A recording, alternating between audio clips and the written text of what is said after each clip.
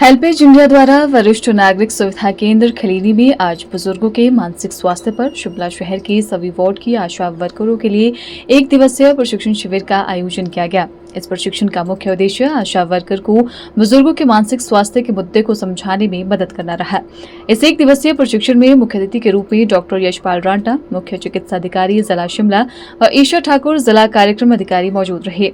उन्होंने आशा वर्कर को इस प्रशिक्षण के महत्व के बारे में जानकारी दी। प्रशिक्षण का शुभारंभ हेल्पेज इंडिया के राज्य प्रमुख डॉक्टर राजेश ने किया।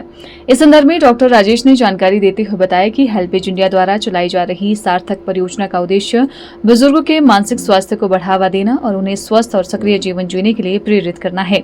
उन्होंने बताया कि इस तरह के प्रशिक्षण आगे भी आशा वर्करों के साथ पूरे हिमाचल में किए जाएंगे। मौजूदा समय में भारत के 18 राज्यों में मानसिक स्वास्थ्य पर प्रशिक्षण दिए जा रहे हैं। आज हेल्पेज इंडिया द्वारा खलीनी जो डे केयर सेंटर है, जो हेल्पेज इंडिया द्वारा और ministry of social justice government of Himachal द्वारा चलाया जा रहा है। यहाँ पे आज हेल्पेज का एक न्यू इनिशिएटिव है सार्थक प्रोग्राम, जिसमें मेंटल हेल्थ जो है ट्रेनिंग प्रोग्राम्स हमारे ASHA workers, non health workers, care givers और हम लोग सीनियर सिटीजन्स को हम लोग ट्रेनिंग दे रहे हैं पूरे पैन इंडिया पिछले इन 18 स्टेट्स। तो उस के अंतर्गत आज खलीनी में हमने आज शिमला के जो शिमला सिटी के सराउंडिंग एरियाज़ के जो है आशा वर्कर्स को हमारे शिमला सीएमओ ऑफिस के साथ मिलकर हम लोग आज ट्रेनिंग दे रहे हैं mental health and wellbeing of senior citizens. क्योंकि हम जैसे जानते हैं कि सीनियर सिटीजन्स की जो पॉपुलेशन है हमारे इंडिया में डे बाई डे बढ़ती चल रही है। अगर आप आंकड़े के तो लगभग 14 करोड़ एल्डरली हमारे कंट्री में है और बाई 2050 लगभग 34 करोड़ हमारे पास एल्डरलीज होने वाले पॉपुलेशन। और साथ में क्या हो रहा है कि हमारा जो एवरेज जो है लाइफ है जो है लगभग 71 का हो चुका है। तो जैसे जैसे बुजुर्गों की जनसंख्या बढ़ रही है, साथ साथ में उनके प्रॉब्लम्स भी आ रहे हैं। तो उसमें सबसे बड़ा इशू आज के टाइम में हम लोग देख रहे हैं मेंटल हेल्थ, जो मानसिक स्वास्थ्य है, जो बुजुर्ग है इससे बहुत ज़्यादा ग्रस्त हो रहे हैं। क्योंकि इसके कई अलग अलग कारण हैं, जिसमें सबसे पहले अगर हम कहें तो आइसोलेशन और नेगलेक्ट है। क्योंकि हमारे जो आज के टाइम में यूथ जो है अपने पेरेंट्स को या ग्रैंड पेरेंट्स को गांव में या शहरों में, छोटे शहरों में छोड़कर जो बड़े शहरों में नौकरी के लिए जाते हैं, तो बुज़ुर्ग अकेले घरों में रह रहे हैं। उसकी वजह से हमारे बुज़ुर्ग अकेलापन की वजह से कई तरह की मानसिक बीमारियां या मानसिक स्वास्थ्य से ग्रस्त हो रहे हैं। साथ में कॉग्निटिव बिहेवियर उनमें चेंजेस आ रहे हैं। क्योंकि ये जो उनमें डिमेंशिया हो गया है, अल्जाइमर हो गया है, बुजुर्गों में बहुत ज़्यादा बढ़ रहा है हमारे देश में भी। और अलग अलग फैक्टर्स है जिसकी वजह से बुजुर्गों के ऊपर हमें काम करने की ज़रूरत है।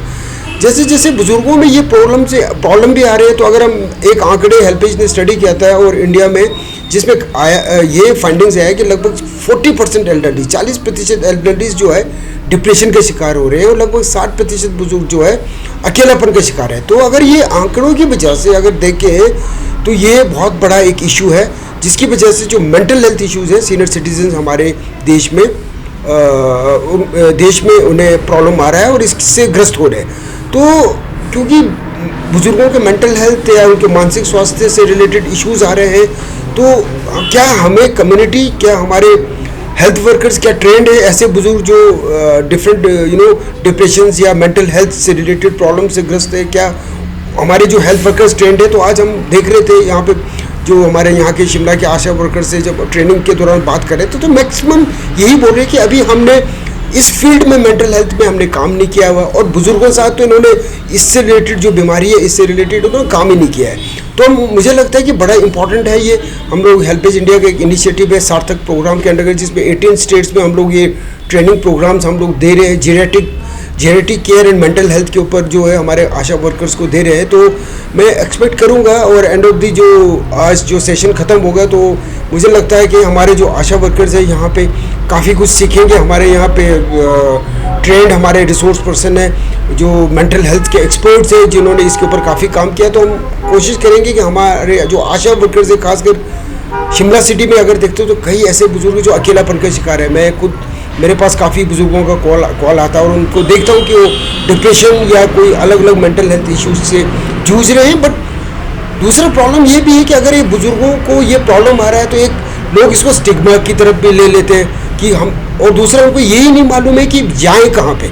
अगर मुझे कोई मानसिक स्वास्थ्य से रिलेटेड कोई प्रॉब्लम है तो जाएँ कहाँ? तो लोग अभी मेंटल हेल्थ को देखते ही लोग ना इसमें थोड़ा सा घबरा जाते हैं। तो हम लोग ये अवेयरनेस भी क्रिएट करा रहे हैं लोगों में, हमारे हेल्थ वर्कर्स को, कि ये एक बीमारी है जिसे हम लोग अपने लेवल पर ठीक कर सकते हैं। तो इस स्टिग्मा को भी हटाने का भी प्रॉब्लम हम लोग कोशिश कर रहे हैं। और जो अवेयरनेस है कम्युनिटी में, आशा वर्कर्स में, कम्युनिटी में, लोगों में, ताकि ये जो मेंटल हेल्थ है एक बहुत बड़ा हमारे लिए चैलेंज आने वाला है, बट इसे हम लोग इसके ऊपर हम लोग काम कर सकते हैं, इसको कोप अप किया जा सकता है, इस बीमारी को ठीक किया जा सकता है अगर ठीक तरीके से सरकार और दूसरे जो नॉन गवर्नमेंट ऑर्गेनाइजेशन ने मिलकर काम करे।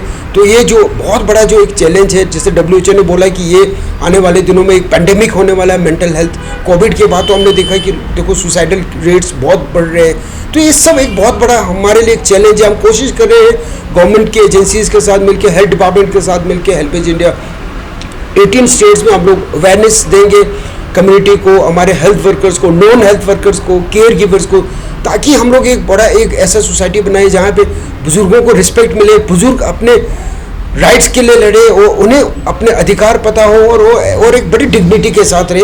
वही हमारा एक ऑब्जेक्टिव रहेगा। और मैं अपनी तरफ से, हेल्पेज की तरफ से, मैं CMO ऑफिस और CMO साहब जो शिमला के CMO हैं उन्हें मैं थैंक्स करना चाहता हूँ। साथ में department of family health and family welfare Himachal Pradesh का भी मैं थैंक्स करना चाहता हूँ कि आप लोग हमारे साथ कोलैबोरेट होकर हम लोग हिमाचल के अलग अलग हिस्सों में इस तरह की ट्रेनिंग्स हम लोग कराएंगे। और हम कोशिश करेंगे कि हमारे जो हिमाचल में जो बुज़ुर्ग है बड़े डिग्निटी के साथ रहे, हेल्दी रहे और हैप्पीनेस रहे। Bureau report, channel 9 Shimla.